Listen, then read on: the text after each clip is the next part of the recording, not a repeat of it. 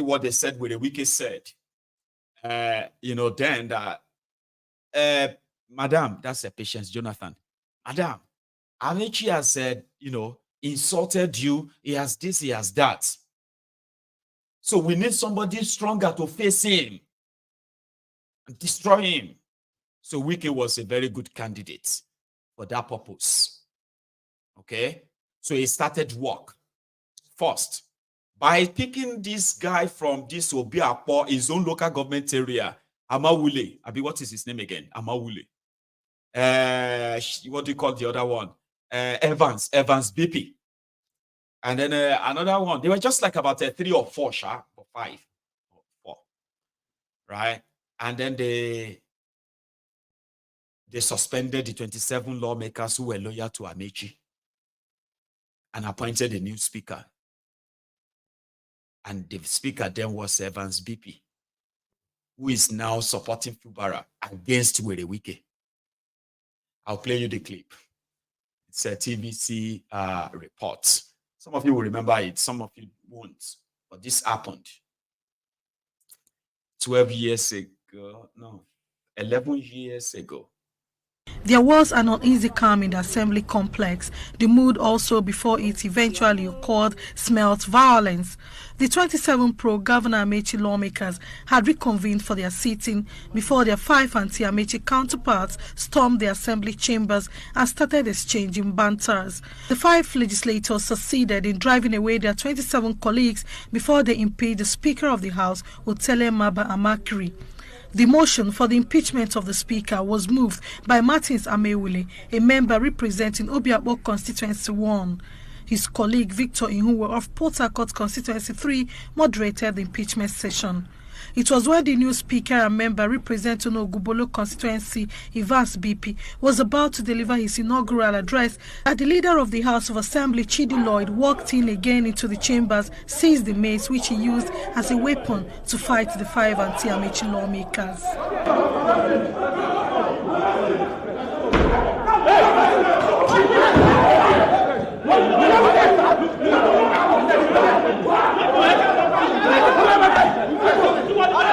At some point, the memory card of TVC News crew was seized by the security operatives. It was, however, released after so many pleas.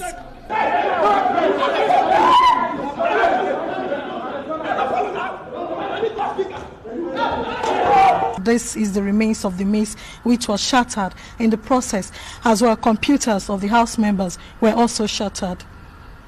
The tension notwithstanding, the new Speaker, Evans BP, delivered his inaugural address after the free-for-all fight in the presence of 2 of his colleagues. I thank you for electing me this day as the new Speaker of Rivers State Assembly. 15 members have been suspended. The names will be given to you later. Some of these anti-Governor Amaechi lawmakers gave their perspective as to what actually happened.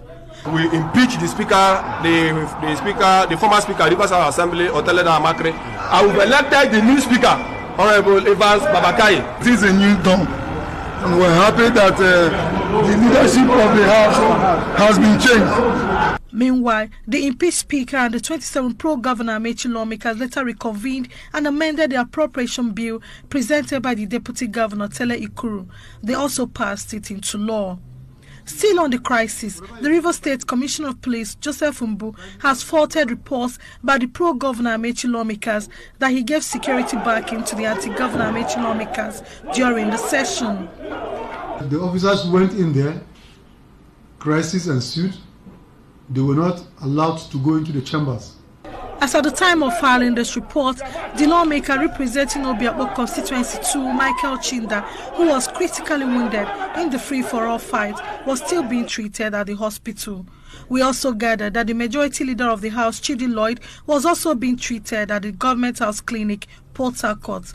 TVC News crew was barred from taking shots of Mr. Lloyd's treatment, even when their colleagues from the Rivers State Government press. That was 11 years ago.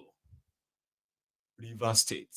Amaechi was the governor. Amaechi was already, who was a PDP governor, was already in the process of leaving PDP with Atiku, Saraki, and I think it's about 9 or 10 PDP governors at the time, who automatically, including Kwakwansop, Gandola, and the rest, they all left the PDP to go and form a new party called APC. So it was Patience Jonathan and then her husband trying to see how they're going to cut Amaechi to size. And at the time, Amaechi had friends in the likes of Tifnumbu, Bokwari, and all these guys. So it was protected, El Rufai and co. So good luck, Ebere Jonathan couldn't really get to him. All right.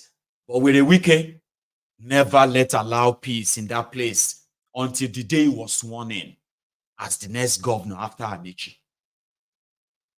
And that is why Wike kind of feels like an emperor. He believes he liberated the state for PDP. Once Amaechi moved all of their stuff, the money, everything away, Wike brought honor back to PDP by giving the job and giving appointments, including elective positions, that PDP took over the entire state. And all these guys would have become nothing if not for him. And then you see the irony.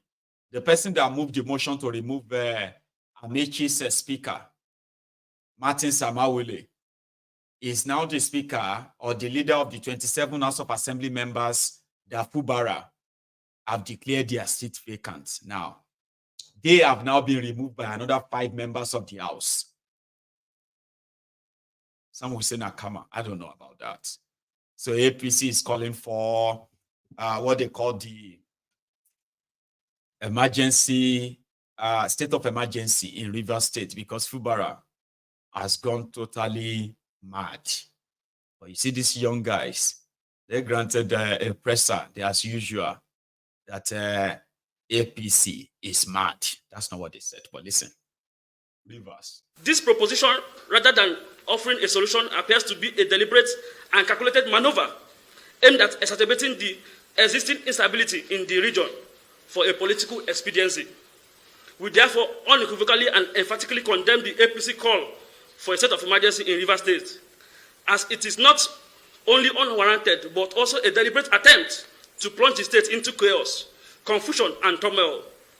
This move is a thinly veiled ploy to conceal their own culpability and destabilize the peace in Rivers State for political gain. The narrative being perpetuated by the APC is patently false and misleading, as they seek to portray themselves as innocent bystanders while deflecting accountability for the current situation. We, however, see through this small screen and recognize their actions for what they truly are: a deliberate attempt to manipulate the situation for political advantage. While we acknowledge that the security situation in Rivers State is a concern that requires attention, we urge the relevant authorities to adopt proactive measures that address the root causes of this issue. Declaring a state of emergency is not a viable solution, as it will only lead to further violence, displacement, and human rights violations in that region. We have been observing this with great concern the interpretation and recent calls for a state of emergency by APC, and we are firmly convinced that the declaration is not aligned with the best interests of Rivers State and its inhabitants. Only the contrary, it appears to be a deliberate and calculated scheme designed to precipitate monumental chaos and confusion in the state. A development that is both unfortunate and deeply distressing. It is apparent that APC is exploiting this call for a state of emergency as a small screen to obscure their own actions in Rivers State, a ploy that we as organization seriously dedicate to promoting peace and stability cannot and will not condone. The people of Rivers State deserve a far better than to be exploited as mere pawns in political game, characterized by marginalization and manipulation. We are persuaded that the APC call for state of emergency is a political motivated maneuver aimed at undermining the current administration in Rivers State, a dangerous plot to destabilize the state and create an atmosphere of fear, uncertainty, and turmoil. We wish to unequivocally condemn with strongest possible terms the call for state of emergency in Rivers State, as it would only to further destabilize the region exacerbate the suffering of its people and perpetuate a culture of political manipulation and exploitation. It is imperative to recognize that declaring a state of emergency in a drastic and extraordinary measure, not a political instrument to be exploited by partisan gain.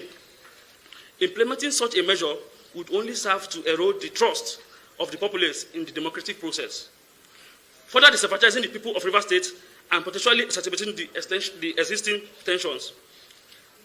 Rather than resulting in the heavy-handed approach, we urge the authorities to focus on implementing tangible solutions that address the underlying issues.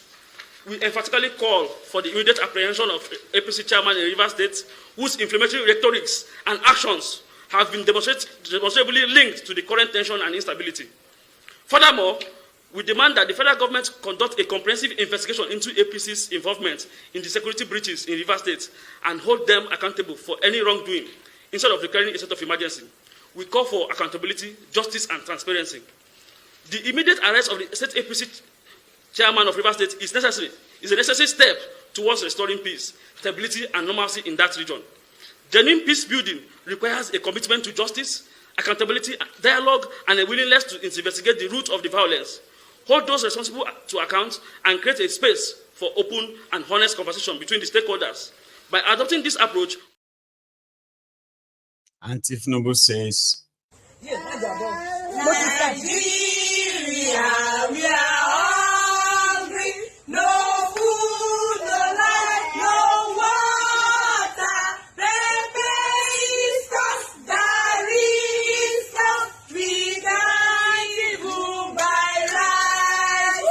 See our children hungry, no food, no light, no water, pepper is cost, garri is cost, we can't even buy rice. so that guy was only trying to tell us that they don't want state of emergency in Rivers State. They should arrest the chairman of APC. He must know something about the Rivers State insecurity. That's all you have to say. But Fubara himself was out today. Okay. It was out yesterday, it was out today, especially today where we believe he went around just to check things for himself. And then he said, there is no crisis in Rivers State. Everything is fine. I was like, are you there play? But he is not. We all know he's trying to consolidate his own grip on power now, putting his own guys where he wanted them to be and stand up for him whenever they were the weakest men.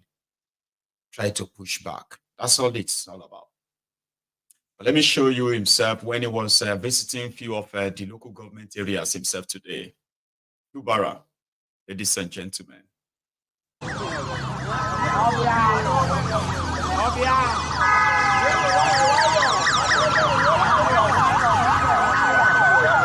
are alive, we are alive.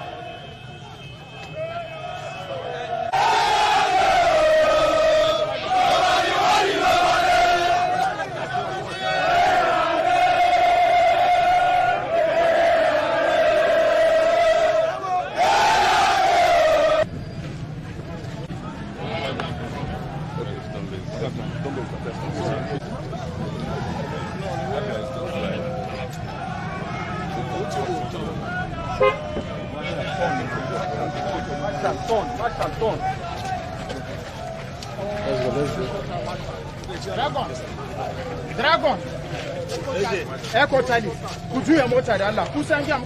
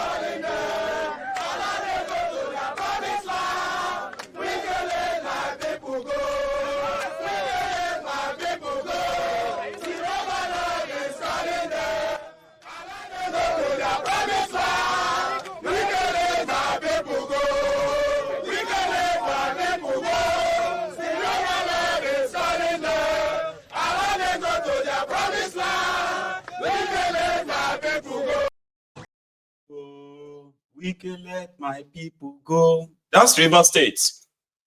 And it didn't end there. That's for the Fubara's people. And it was there to give them, it's like the confidence booster for them, right? I'm going to come around to let you know that you have my backing, okay? And to check on how you guys are doing. Well, I know some of you are pretty much like seeing what I saw too. Like, who would have so much time on their hands if they have job or if they have work to do?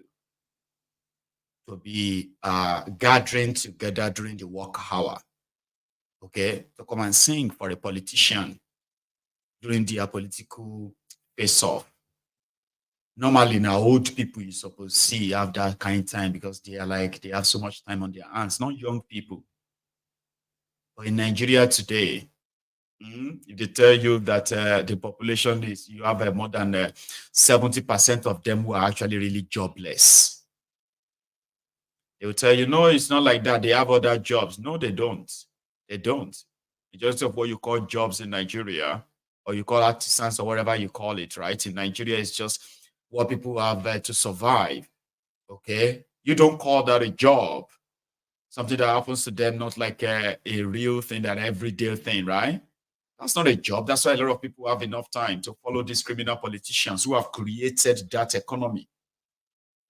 that people believe that, yeah,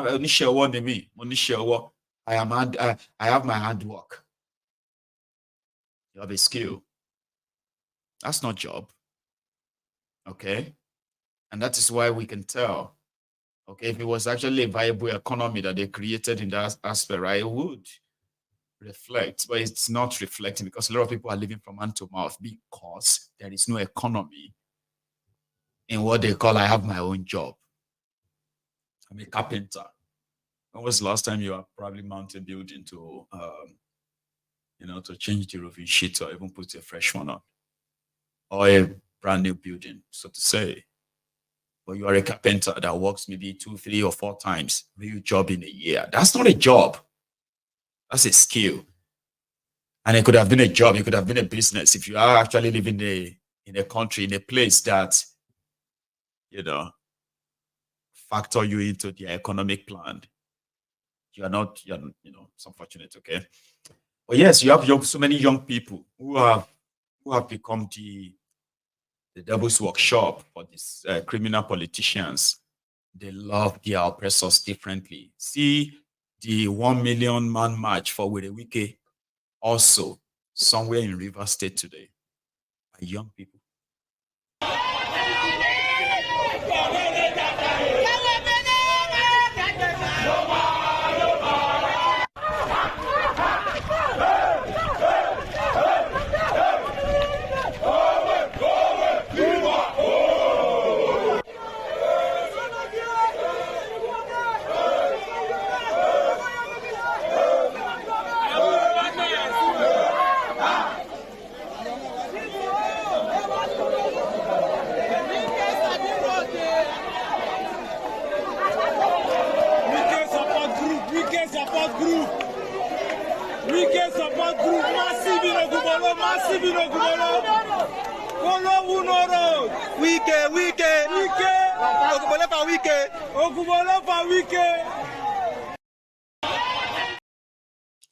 Oguroro for Wike.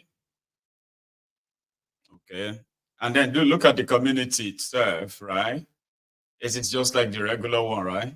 Abandoned, neglected, underdeveloped. But they are so there to, we are standing up for Wike. Somebody stole over 1.1 trillion naira. I don't even know if that means anything to them in Rivers or the typical Nigerians. When you tell them that guy stole over 1 trillion naira. He's the one who constructed the road to my village. So that is why I support him. People say that too. Okay. And that's why a lot of people believe that Nigerian politicians are the luckiest politicians on this surface of the earth. People don't even ask them for much, but they choose never to give them anything, unfortunately. So for the Fubara people who have managed to gain access to some of the local government areas, in one of them, this is how they treated whatever remnants of Wike they found in that office. Watch this.